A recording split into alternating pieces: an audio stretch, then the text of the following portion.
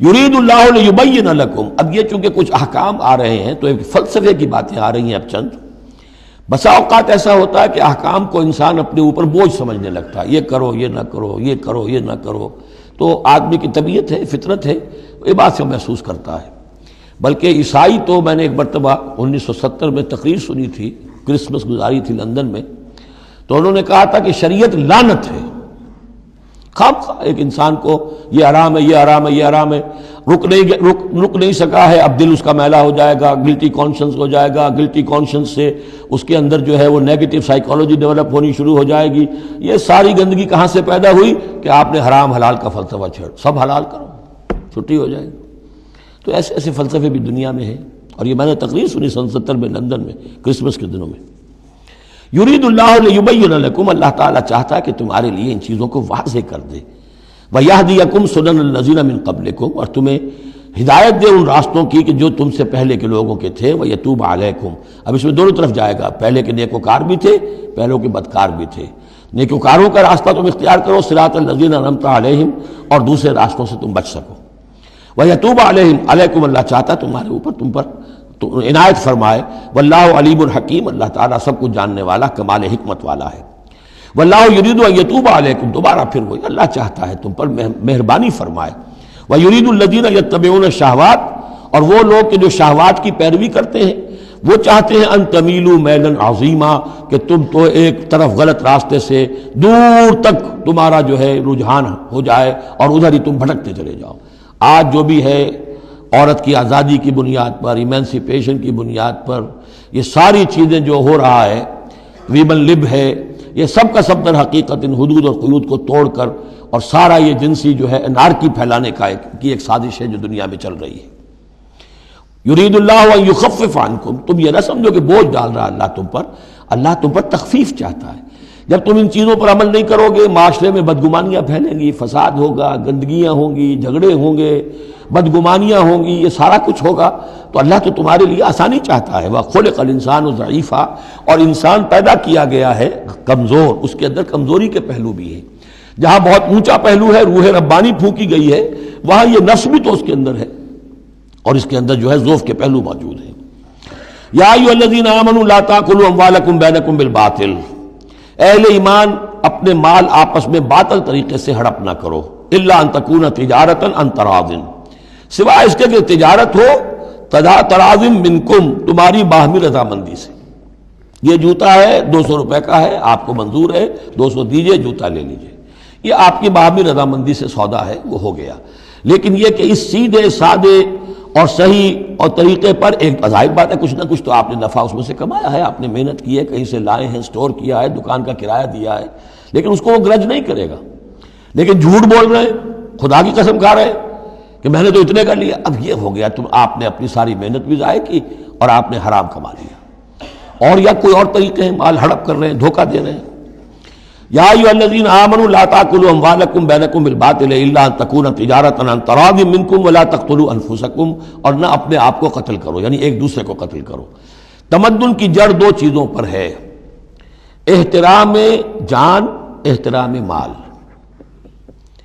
میرے لیے آپ کا مال محترم ہے، آپ کی جان محترم ہے، میں اسے کوئی گدن نہ پہنچاؤں.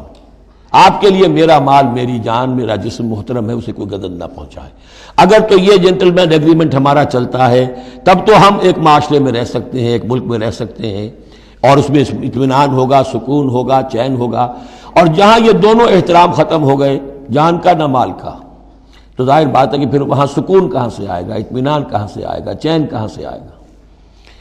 وَلَا تَقْتُلُوا أَنفُسَكُمْ إِنَّ اللَّهَ كَانَ بِكُمْ رَحِيمًا، یقیناً اللہ تعالی تم پر بہت ہی مہربان ہے.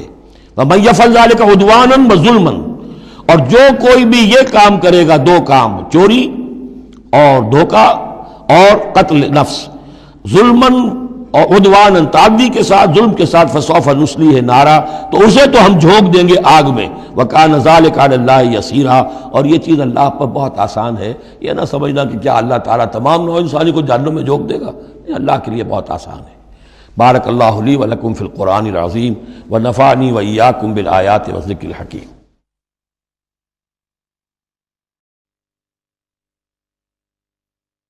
بعد فاعوذ باللہ من الشیطان الرجیم بسم اللہ الرحمن الرحیم ان تجتنبوا کبائر ما تنہون عنہ نکفر عنکم سیئاتکم وندخلکم مدخلا کریما ولا تتمنوا ما فضل اللہ به بعضکم علی بعض للرجال نصیب مما اکتسبوا وللنساء نصیب مما اکتسبن واسألوا اللہ من فضلہ ان اللہ کان بکل شیء علیما صدق اللہ العظیم۔ اب انسانی تمدن کے دو بہت اہم مسائل ہیں اور بڑے گہرے فلسفیانہ اہمیت کے حامل۔ پہلا مسئلہ ہے گناہوں کے بارے میں کہ ان میں تقسیم ہے کبائر اور صغائر کی۔ بڑے بڑے گناہ، سب سے بڑا گناہ شرک ہے، کفر ہے، پھر یہ کہ جو فرائض ہیں ان کا ترک کرنا کبائر میں شامل ہوگا، جو حرام چیزیں ہیں ان کا ارتکاب کبائر میں شامل ہوگا۔ ایک ہے چھوٹی چھوٹی کوتاہیاں جو ہو جاتی ہیں، آداب میں ہو جاتی ہیں، یا اور جو بھی باریک احکام ہیں ان میں کہیں کوتاہی ہو گئی ہے، یا بغیر کسی ارادے کے کہیں کسی کی بات ایسی کہہ بیٹھے ہیں کہ جو غیبت کے حکم میں آ گئی ہے، ارادہ نہیں تھا لیکن بات نکل گئی ہے، وغیرہ وغیرہ۔ اس میں جو ایک ہیلدی ایٹیچیوڈ ہے وہ یہ ہے کہ کبائر کا پورے اہتمام کے ساتھ بندوبست کیا جائے کہ اس سے انسان بالکل پاک ہو جائے۔ فرائض کی پوری ادائیگی، محرمات سے اجتناب مطلق۔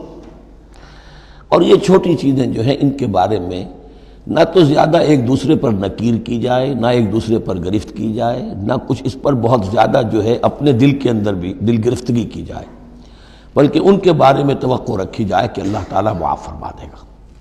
استغفار کرے بھی آدمی، اور یہی صغائر ہیں جو نیکیوں کے ذریعے سے خود بخود بھی ختم ہوتے رہتے ہیں۔ یہ جو آتا ہے کہ جو شخص وضو کرتا ہے صحیح طریقے پر بیٹھ کر اطمینان سے، تو جب وہ ہاتھ دھوتا ہے تو ہاتھوں کے گناہ جھڑ جاتے ہیں، آنکھوں میں پانی ڈالتا ہے آنکھوں کا گناہ جھڑ جاتا ہے، وغیرہ وغیرہ۔ تو یہ وہ صغائر ہیں۔ ان الحسنات یذہبن السیئات، یہ نیکیاں جو ہیں ان بدیوں کو دور کر دیتی ہیں۔ کبائر معاف نہیں ہوتے اس سے۔ نیکیوں سے جن گناہوں کی معافی کا از خود اعلان ہے قرآن میں، وہ کبائر نہیں صغائر ہیں۔ کبائر توبہ کے بغیر وہ نہیں بخشے جا سکتے، توبہ کرنی ہوگی۔ اور جو اکبر الکبائر ہے شرک، اس کے بارے میں تو دو مرتبہ اس صورت میں آئے گا، ان اللہ لا یغفر ان یشرک بہ ویغفر ما دون ذلک لمن یشاء، وہ ہم پڑھیں گے بعد میں۔ لیکن ایک پرورٹڈ قسم کی مذہبی شخصیت ہوتی ہے، مذہبی مزاج، پرورٹڈ، مست شدہ۔ جو کبائر ہیں وہ تو ہو رہے ہیں، سود خوری ہو رہی ہے، جو کچھ ہو رہا ہے حرام خوری ہو رہی ہے، چھوٹی چھوٹی باتوں پر نکیر ہو رہی ہے، یہ پائنچا تمہارا نیچے کیوں چلا گیا ہے، اس کے اوپر ساری گرفت ہو رہی ہے، یہ کیا ہو گیا ہے، تمہاری داڑھی جو ہے شرعی نہیں ہے، اس کے اوپر گرفت ہو رہی ہے۔ یہ چیزیں جو ہیں دس از پرورش، یہ مذہب کو مست کر دینے والی بات ہے۔ قرآن مجید میں اس معاملے کو 3 جگہ پر نقل کیا گیا ہے کہ یہ فلسفہ جو ہے کہ چھوٹی چیزوں کے بارے میں درگزر سے بھی کام لو، اور یہ کہ بہت زیادہ متفکر بھی نہ ہو، سینس آف پروپورشن ہونا چاہیے۔ ان تجتنبوا کبائر ما تنہون عنہ، اگر تم اجتناب کرتے رہو گے ان بڑے بڑے گناہوں سے جن سے کہ تمہیں روکا جا رہا ہے، نکفر عنکم سیئاتکم، تمہاری چھوٹی برائیوں کو ہم خود ہی دھوتے رہیں گے، پاک کرتے رہیں گے، صاف کرتے رہیں گے۔ جو بھی نیک کام کرو گے ان کے حوالے سے وہ جو فروغ گزاشتے ہیں وہ خود بخود بھی دھلتی رہتی ہیں۔ وندخلکم مدخلا کریما، اور تمہیں داخل کریں گے بہت ہی باعزت جگہ پر، جہاں کہ تمہارا مقام جو ہے باعزت اکرام کے ساتھ ہوگا۔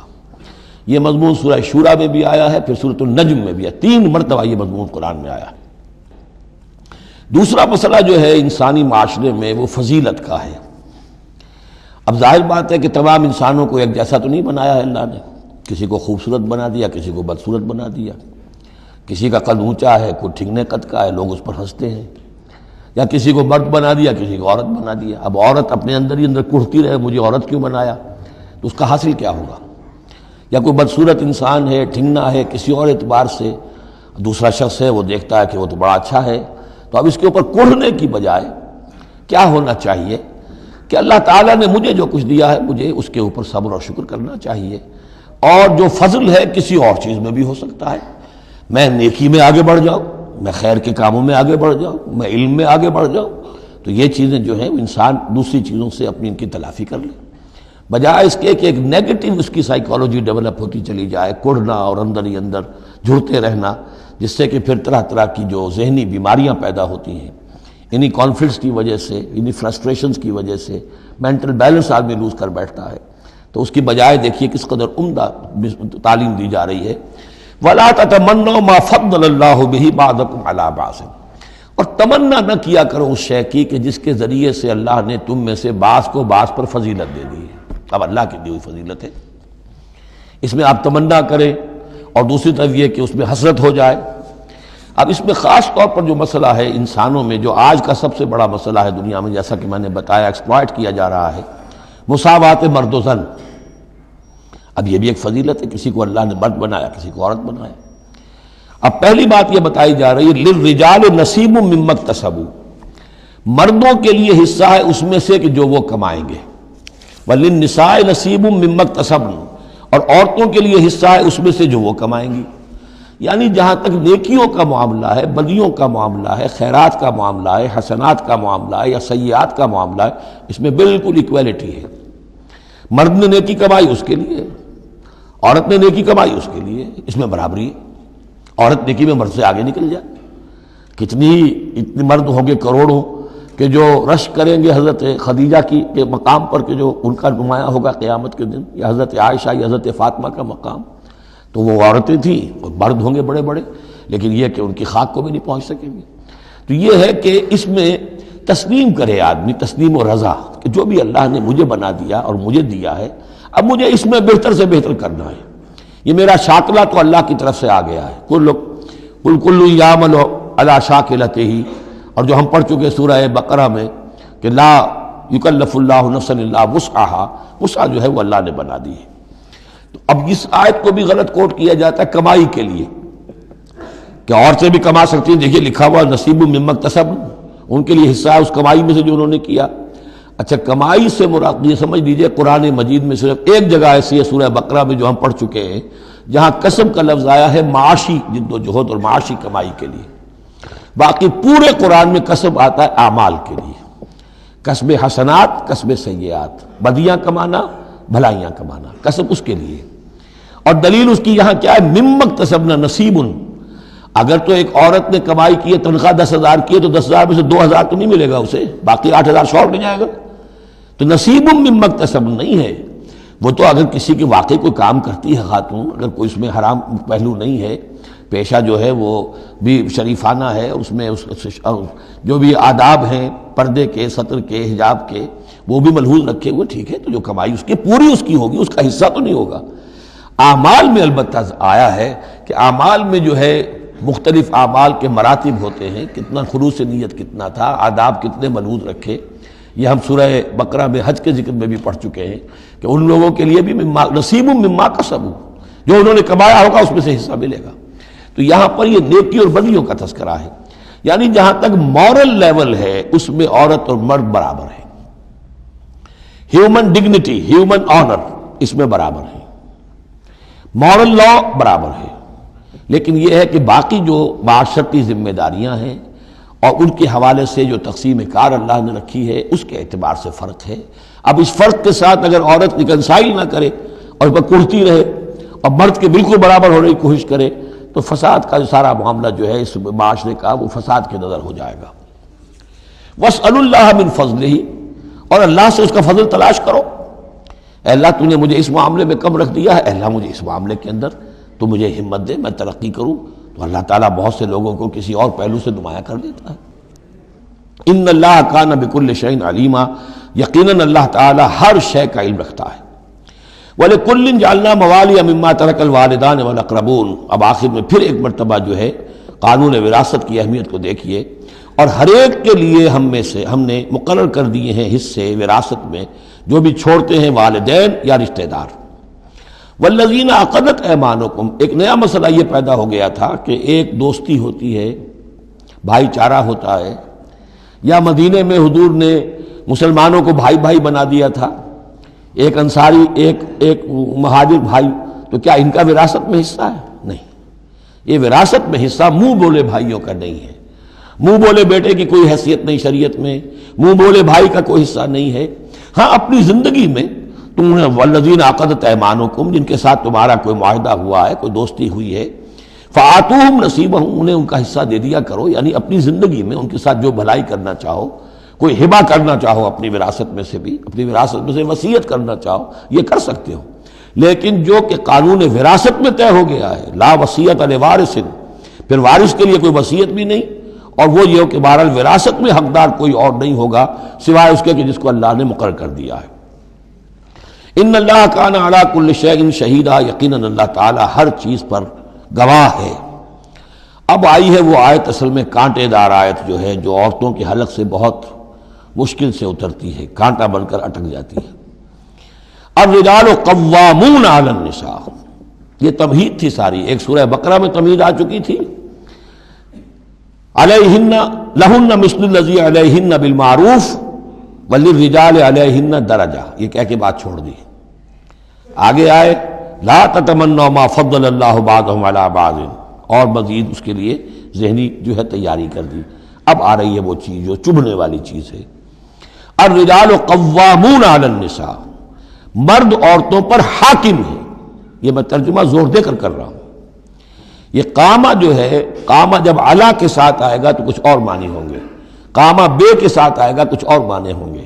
قامہ بے کسی شے کو قائم کرنا، کونوا قوامین بالقسط، اسی سورہ مبارکہ میں یہ آیت آ جائے گی، کونوا قوامین بالقسط، عدل کو قائم کرنے والے بن کر کھڑے ہو جاؤ۔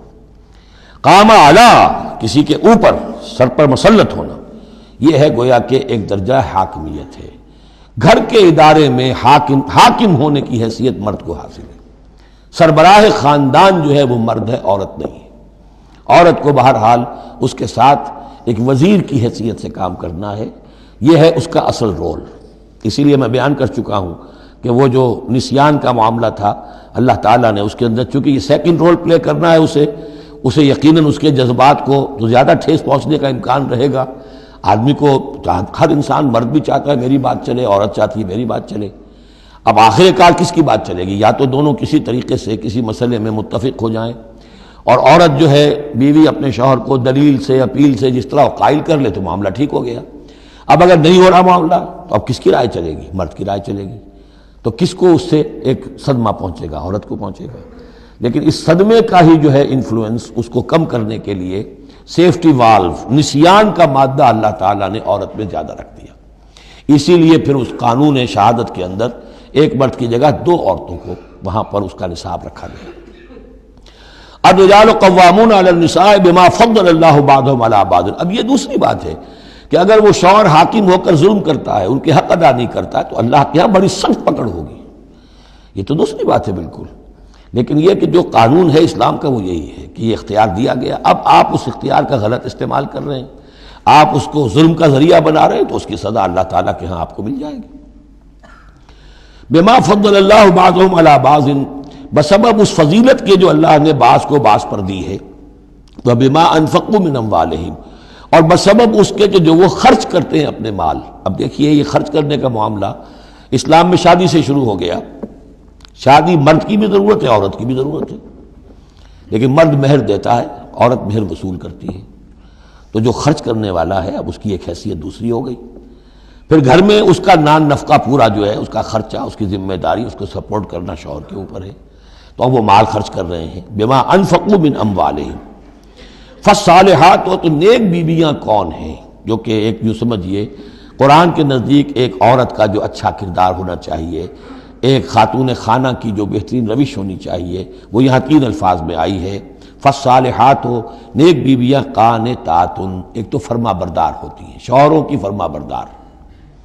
حافظات للغیب، غیب میں حفاظت کرنے والیاں، یعنی ظاہر بات ہے کہ مال ہے کسی کا تو گھر میں ہے، وہ تو کام پہ چلا گیا ہے، اب وہ کس کی حفاظت میں ہے؟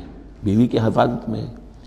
اسی طرح اب بیوی کی جو عصمت ہے وہ در حقیقت مرد کی عزت ہے، اب وہ اس کی عزت کی حفاظت کرے اس کی غیر موجودگی میں۔ اسی طرح مرد کے راز ہوتے ہیں، سب سے زیادہ بڑھ کر جو ہے رازدان وہ تو بیوی ہوتی ہے۔ تو 3 اعتبارات سے حافظات للغیب، حافظات للغیب، غیب میں حفاظت کرنے والیاں، حفاظت کرنے والیاں شوہر کے مال کی، شوہر کے رازوں کی اور شوہر کی عزت کی۔ بما حفظ اللہ، اللہ کی حفاظت سے، حفاظت ہے تو اللہ کی، لیکن جیسے رازق اللہ ہے لیکن کام تو انسان کو کرنا پڑتا ہے، رزق کمانا پڑتا ہے۔ واللاتی تخافون نشوزہن، اور وہ خواتین کے جن کے بارے میں تمہیں اندیشہ ہو جائے ان کے اندر سرکشی کا، ضد ہے، ہٹ دھرمی ہے، بات نہیں مان رہی ہیں، اپنی بات منوانی ہے، کسی نہ کسی طریقے سے گھر کی فضا خراب کی ہوئی ہے، یہ ہے نشوز۔ ذہناً تسلیم نہ کرنا کہ میری حیثیت جو ہے وہ بہرحال شوہر کے تابع دار کی ہے، اس کو اگر تسلیم نہیں کریں گے تو ظاہر بات ہے فرکشن ہوگی، اور فرکشن جو ہے اس کے نتیجے کے اندر وہ گھر کے اندر جو ہے وہ ایک فساد پیدا ہوگا۔ واللاتی تخافون نشوزہن فعظوہن، تو ان کو پہلے تو نصیحت کرو، واہجروہن فی المضاجع، دوسرے تنبیہ کے طور پر ان سے تعلق اپنے بستر علیحدہ کر لو اور ان کے ساتھ وہ تعلق زن و شو جو ہے کچھ عرصے کے لیے بند کر دو۔ وَاضْرِبُوهُنَّ، اس پر بھی ٹھیک نہ ہو تو انہیں مارنے کی بھی اجازت ہے۔ اس میں حضور نے جو روکا ہے وہ یہ ہے کہ چہرے پر نہ مارا جائے، اور کوئی ایسی مار نہ ہو جس کا مستقل نشان جسم پر پڑے۔ اب یہ چیزیں اللہ کا کلام ہے، اس کے اندر جو ہے کوئی ہمارے لیے کوئی جھجک نہیں ہے، معاشرتی زندگی کو ٹھیک رکھنے کے لیے اس کی ضرورت پیش آئے تو وہ بھی کرنی ہوتی ہے۔ فَإِنْ أَطَعْنَكُمْ، پھر اگر وہ تمہاری اطاعت کریں، فَلَا تَبْغُوا عَلَيْهِنَّ سَبِيلًا، تو اب ان پر خام خواہ کی زیادتی کرنا، پچھلے غصے نکالنا، بار بار جو ہے وہ اپنے غصے کا اظہار کرنا، یہ بھی ٹھیک نہیں ہے۔ ان اللہ کان علیٰ کبیرا، یقیناً اللہ تعالیٰ بہت بلند ہے، بہت بڑا ہے۔ وَإِنْ خِفْتُمْ شِقَاقَ بَيْنِهِمَا، اور اگر تمہیں یہ اندیشہ ہو گیا ہو کہ ان میں تو اب زدم زدہ ہو گئی ہے اور یہ اب ساتھ اب چلنا ان کا مشکل ہے، شوہر میں بیوی میں مزاجوں کا اختلاف ہے اور اس کی وجہ سے کوئی زدم زدہ، عورت بھی اکڑ گئی ہے، مرد بھی اکڑا ہوا ہے، تو اب ٹھیک ہے کیا کریں ہم؟ تو اس میں ایک کوشش کرنے کا حکم دیا پہلے، فَبَعْثُوا حَكَمًا مِّنْ أَهْلِهِ وَحَكَمًا مِّنْ أَهْلِهَا، تو ایک حکم مقرر کرو ثالث، لڑکے والوں میں سے، شوہر والوں میں سے، شوہر کے خاندان میں سے، اور ایک حکم جو ہے اس عورت یا لڑکی کے خاندان والوں میں سے۔ ان یریدا اصلاحا، اگر وہ دونوں چاہیں گے اصلاح، یوفق اللہ بینہما، اللہ تعالیٰ ان کے مابین موافقت پیدا کر دے گا۔ لیکن ان یریدا میں مراد دونوں ہو سکتے ہیں، یعنی ایک تو یہ کہ اگر واقعتاً شوہر اور بیوی جو ہے چاہتے ہیں کہ موافقت ہو جائے، ہوتا ایسا ہے کسی وقت جو ہے وہ نفسیاتی گرہ ایسی بن جاتی ہے کہ وہ بھی چاہتا ہے کہ معاملہ درست ہو جائے اور وہ بھی چاہتی ہے کہ درست ہو جائے، لیکن اب یہ کہ اب اس میں گرہ ایسی پڑ گئی ہے، مقطع میں آ پڑی ہے سکون دسترانہ بات، کہ اب اس میں کسی طریقے سے مسئلہ حل نہیں ہو رہا، تو حکمین آ جائیں گے تو وہ بات کو گرہ کھولیں گے، ادھر سے کچھ سنیں گے، ادھر سے سنیں گے، کچھ اس کی وضاحت ہوگی، ادھر کی وضاحت ہوگی تو ہو جائے گا۔ اور ایک یہ بھی ہو سکتا ہے کہ اس سے مراد حکمین ہو، کہ اگر حکمین پوری سی کوشش کریں گے تو اللہ تعالیٰ ان کے مابین موافقت پیدا کر سکتا ہے۔ میرا رجحان پہلی رائے کی طرف زیادہ ہے۔ ان اللہ کان علیما خبیرا، یقیناً اللہ تعالیٰ بہت علیم اور خبیر ہے۔ اب جیسا کہ اس سے پہلے بھی سورہ بقرہ میں بھی جو اہل کتاب کے ساتھ بنی اسرائیل کے ساتھ میثاق لیا گیا تھا، تو اس میں جو چیزیں آئی تھیں وہ یوں سمجھیے امہات شریعہ، دین کی بنیادیں کیا تھیں۔ ہم نے معاہدہ لیا تھا اللہ کے ساتھ شرک نہیں کرو گے، والدین کے ساتھ نیک احسان کرو گے، قرابت داروں کے ساتھ وغیرہ وغیرہ۔ اب یہ دوسرا مقام آ رہا ہے کہ شریعت کے اندر کیا چیزوں ہیں جو اہم تر ہیں، جن کو سامنے رکھنا چاہیے معاشرتی سطح پر۔ سب سے پہلی بات، وَاعْبُدُوا اللَّهَ وَلَا تُشْرِكُوا بِهِ شَيْئًا، پہلا حق اللہ کا ہے، اللہ کی بندگی اور پرستش کرو، اس کے ساتھ کسی کو شریک نہ ٹھہراؤ۔ نمبر 2، وَبِالْوَالِدَيْنِ احسانا، یہ 4 مقامات قرآن میں ہیں جہاں اللہ کے حق کے فوراً بعد والدین کے حق کا تذکرہ ہے۔ والدین کے ساتھ حسن سلوک، یہ بھی ہمارے ہاں کے خاندانی نظام کے لیے بہت اہم بنیاد ہے کہ والدین کے ساتھ ان کا ادب ہو، ان کی خدمت ہو، ان کے ساتھ حسن سلوک ہو، ان کے سامنے آواز پست رکھی جائے۔ بڑی تفصیل سے سورہ بنی اسرائیل میں یہ بات آئے گی، لیکن یہ کہ یہ ہمارے معاشرے میں خاندان کے استحکام کی یہ بھی ایک بہت اہم بنیاد ہے۔ وَبِذِي الْقُرْبَىٰ، قرابت داروں کے ساتھ، وَالْيَتَامَىٰ وَالْمَسَاكِينِ، اور یتیموں کے ساتھ اور مسکینوں کے ساتھ، وَالْجَارِ ذِي الْقُرْبَىٰ، اور وہ ہمسایہ جو قرابت دار بھی ہو۔ پہلے عام طور پر محلے ایسے ہی ہوتے تھے، ایک ہی قبیلہ ایک جگہ رہ رہا ہے، رشتہ داری بھی ہے، ہمسائے کی بھی ہے۔ وَالْجَارِ الْجُنُبِ، اور اجنبی ہمسایہ بھی ہو سکتا ہے، جیسے آج کل شہروں میں ہوتے ہیں ہمسائے اجنبی ہوتے ہیں۔ وَالصَّاحِبِ بِالْجَنبِ، اور ایک عارضی قسم کی بھی ہمسائیگی ہوتی ہے کہ جو آپ کے برابر بیٹھا ہوا ہے، آپ بس میں بیٹھے ہیں، آپ کے برابر بیٹھا ہوا، یہ بھی آپ کا ہمسایہ ہے، جو کسی بھی اعتبار سے آپ کے ساتھ ہے، آپ کے پاس بیٹھنے والا ہے، اس کے ساتھ بھی نیک سلوک، وابن سبیل، اور مسافر کے ساتھ نیک سلوک، وما ملکت ایمانکم، اور جو بھی تمہارے لونڈی غلام ہیں جو تمہاری ملک یمین ہیں ان کے ساتھ بھی نیک سلوک۔ ان اللہ لا یحب من کان مختالا فخورا، اللہ کو بالکل پسند نہیں ہے وہ لوگ کہ جو مختال ہیں، شیخی خوڑے اور اکڑنے والے، فخر کرنے والے، اکڑ کرنے والے۔ الذین یبخلون ویامرون الناس بالبخل، جن میں یہ شیخی خوری ہوتی ہے، اکڑ ہوتی ہے، پھر وہ بخیل بھی ہوتے ہیں، اس لیے کہ عام طور پر تو انہیں اپنا جو تکبر ہوتا ہے وہ دولت کے برابر ہوتا ہے، انہیں معلوم ہے ہمارے پاس دولت ہے، تو ظاہر بات ہے دولت اگر وہ خرچ کر دیں گے اور دولت جو ہے نہیں رہے گی تو عزت نہیں رہے گی۔ جو کہ بخل کرتے ہیں وہ یامرون الناس بالبخل، اور لوگوں کو بھی نیکی بخل کا حکم دیتے ہیں، کیونکہ جب لوگ دیکھتے ہیں کہ یہ لوگ ذرا خرچے کے اندر کمی کرتے ہیں تو انہیں اندیشہ ہوتا ہے کہ یہ ہمیں ملامت کریں گے، تم بڑے بخیل ہو، تو اس سے پہلے ہی کیوں نہ کہو بابا یہ اس طرح نہ کیا کرو، تم خام کا پیسے اڑاتے ہو، کچھ نہ کچھ بچا کے رکھا کرو اور وقت پہ کام آئے گا، تو بجائے اس کے کہ آپ کو کوئی ڈیفنس لینا پڑے پہلے ہی آفنس لیجئے۔ تو یامرون الناس بالبخل، وہ لوگوں کو بھی بخلی کا مشورہ دیتے ہیں کہ عقل کے ناخن لو۔ وَيَكْتُمُونَ مَا آتَاهُمُ اللَّهُ مِنْ فَضْلِهِ، اور وہ چھپاتے ہیں اس کو جو اللہ نے انہیں اپنے فضل میں سے دیا ہے۔ دولت ظاہر ہوگی تو کوئی سائل سوال کر بیٹھے گا، یعنی اچھا مسکین صورت بنائے رکھو کہ ان کے اوپر تو شاید خود 2 وقت کے فاقے ہیں، اب ان سے میں کیا ان کے سامنے ہاتھ دراز کروں۔ وَأَعْتَدْنَا لِلْكَافِرِينَ عَذَابًا مُهِينًا، اور ایسے کافروں کے لیے ہم نے بڑا اہانت آمیز عذاب تیار کر رکھا ہے۔ وَالَّذِينَ يُنْفِقُونَ أَمْوَالَهُمْ رِئَاءَ النَّاسِ، اور اس سے بھی آگے بڑھ کر وہ لوگ ہیں برائی کے اندر، شناعت کے اندر، کہ جو خرچ کرتے ہیں مال لوگوں کو دکھاوے کے لیے۔ وَلَا يُؤْمِنُونَ بِاللَّهِ وَلَا بِالْيَوْمِ الْآخِرِ، اور وہ حقیقت میں ایمان نہیں رکھتے نہ اللہ پر نہ یوم آخر پر۔ وَمَن يَكُنِ الشَّيْطَانُ لَهُ قَرِينًا فَسَاءَ قَرِينًا، تو ایسے لوگ گویا کہ شیطان کے ساتھی ہیں، تو جن کا ساتھی شیطان ہو گیا ہو تو وہ تو بہت ہی برا ساتھی ہے۔ اب یہ آیت جو آ رہی ہے، آیت نمبر 41 سورہ مبارکہ کی، یہ بڑی اہم ہے، یہ وہ شہادت علی الناس سے متعلق ہے جو سورہ بقرہ میں جو مضمون آیا تھا کہ اے مسلمانوں تمہیں اب شہداء علی الناس بنایا گیا، جیسے کہ نبی تم پر شہید تھے یا نبی نے تم پر شہادت دی ہے۔ نبی قیامت کے دن کھڑے ہو کر کہیں گے اے اللہ میرے پاس جو دین آیا تھا میں نے انہیں پہنچا دیا تھا، اب یہ ذمہ دار ہیں، they are responsible for their attitude and conduct. تو یہ بات تمہیں کہنی ہے قیامت کے دن کھڑے ہو کے، اے اللہ ہم نے اپنے زمانے کے لوگوں تک تیرا دین پہنچا دیا تھا، اب اس کے بعد جو بھی طرز عمل ہے یہ جواب دیں۔ ایسا نہ ہو کہ الٹا وہ ہمارے اوپر مقدمہ کرے کہ اللہ ان بدبختوں نے ہمیں نہیں پہنچایا، یہ خزانے کے سانپ بن کر بیٹھے رہے۔ تو یہ تو ایک رخ ہے اس کا، لیکن یہ کہ جس کے ذمے یہ ڈیوٹی لگ گئی ہو، واقعہ یہ ہے کہ اس کے لیے تو ایک بہت بھاری یوں سمجھیے کہ بوجھ ہے اس پر۔ اب اس کا جو ہے نقشہ کھینچا جا رہا ہے قیامت کے دن کیا ہوگا۔ فَكَيْفَ إِذَا جِئْنَا مِن كُلِّ أُمَّةٍ بِشَهِيدٍ، تو کیا ہوگا اس دن، کیا صورتحال ہوگی جس دن کہ ہم ہر امت میں سے ایک شہید کھڑا کریں گے۔ کون؟ ان کا نبی اور رسول جس نے ان کو دعوت پہنچا دی۔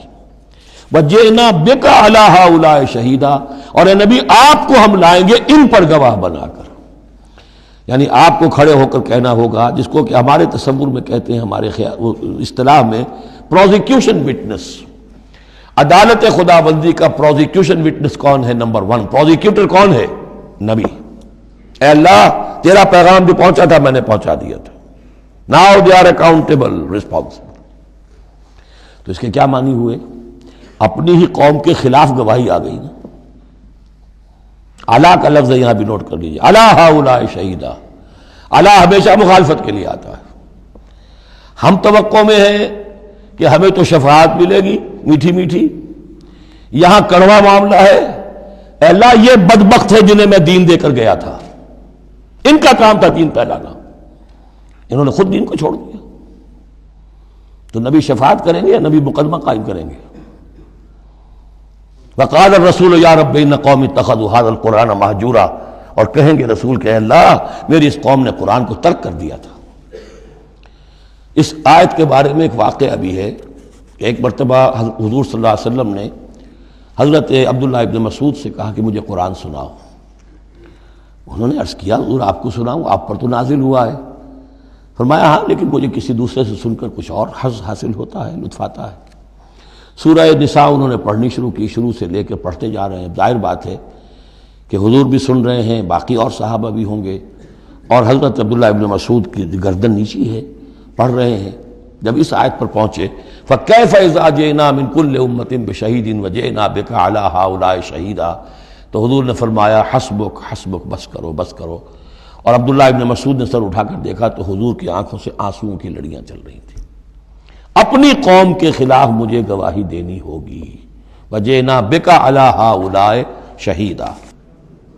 یومئذ یود الذین کفروا، اس دن یہ چاہیں گے کافر، وعصموا الرسول، جنہوں نے کفر کیا تھا اور رسول کی نافرمانی کی تھی، لو تسویٰ بہم الارض، کسی طرح زمین پھٹ جائے، شق ہو جائے، ہم اس میں دفن ہو جائیں اور ہمیں نسیم منسیہ کر دیا جائے۔ ولا یکتمون اللہ حدیثا، اللہ سے وہ کوئی بات چھپا نہیں سکیں گے۔ یا ایھا الذین آمنوا لا تقربوا الصلاۃ وانتم سکارا، اہل ایمان نماز کے قریب نہ جاؤ اس حال میں کہ تم نشے کی حالت میں ہو۔ اب یہ وہ سورہ بقرہ میں جو آیا تھا یسألونک عن الخمر والمیسر، اس کا اگلا قدم آ گیا کہ اس کے اندر جو خباثت ہے، شناعت ہے، جو برائی کا پہلو ہے، اس کو ایک مرتبہ اور اجاگر کیا۔ یا ایھا الذین آمنوا لا تقربوا الصلاۃ وانتم سکارا حتی تعلموا، جب تک کہ نشہ اتر نہ جائے اور تمہیں معلوم ہو کہ تم کیا کہہ رہے ہو۔ اس واقعات بھی بیان ہوتے ہیں کہ ایسا ہوا کہ نشے میں نماز پڑھائی کسی نے، اس لیے کہ شراب ابھی حرام مطلق تو ہوئی نہیں تھی، تو اس میں قل یا ایھا الکافرون لا اعبد ما تعبدون، اس کی بجائے اعبد ما تعبدون، میں بھی بندگی کرتا ہوں اسی کی جس کی تم کرتے ہو، تو وہ تو کفر ہو گیا۔ تو اس پر خاص طور پر یہ آیت نازل ہوئی، حتی تعلموا ما تقولون، جب تک کہ تم سمجھ نہ رہے ہو شعور کے ساتھ کہ تم کیا کہہ رہے ہو۔ اب اس میں ایک اشارہ ادھر بھی ہو گیا، بے سمجھے نماز پڑھنا بھی ایسا ہی ہوا پھر، یعنی یہ کہ جو روکا جا رہا ہے، ایک تو مدہوشی کی وجہ سے سمجھ میں نہیں آ رہا اور غلط سلط پڑھ رہے ہیں، اور ایک سمجھتے ہی نہیں۔ قرآن کہہ رہا ہے حتی تعلموا ما تقولون، تمہیں معلوم ہونا چاہیے کیا کہہ رہے ہو تم۔ اب جنہیں قرآن مجید کے معنی نہیں آتے، نماز کے معنی نہیں آتے، انہیں کیا پتہ ہے کیا کہہ رہے ہیں۔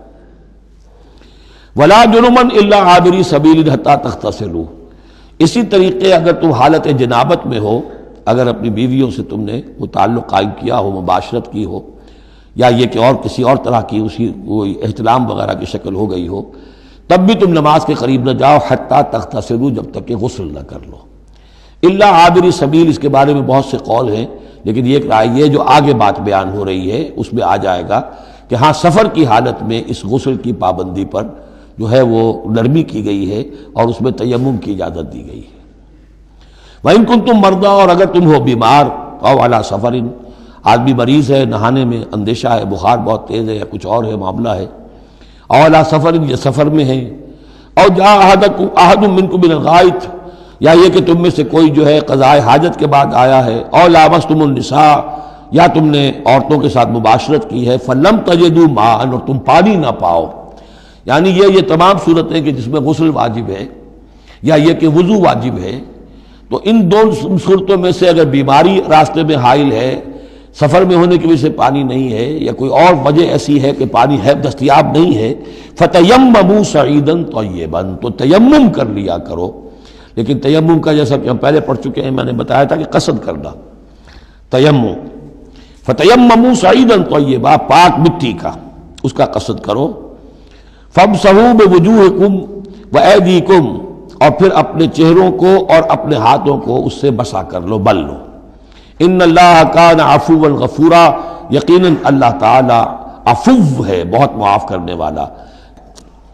اب یہاں تک تو یہ سلسلہ آپ نے دیکھ لیا، 43 آیات ہیں کہ جن میں وہی انداز ہے سورہ بقرہ کے، شریعت کے احکام مختلف گوشوں میں مختلف پہلوؤں سے، عبادات کے ضمن میں تیمم آ گیا، اسی طریقے سے وراثت کا قانون آ گیا، اور جو جنسی انارکی ہے معاشرے میں نہ پیدا ہونے پائے، ڈسپلن ہو، ضبط نفس ہو، ایک ستھرا معاشرہ ہو، اچھا ایک خاندانی نظام ہو، اس کے لیے کیا احکام ہیں وغیرہ وغیرہ۔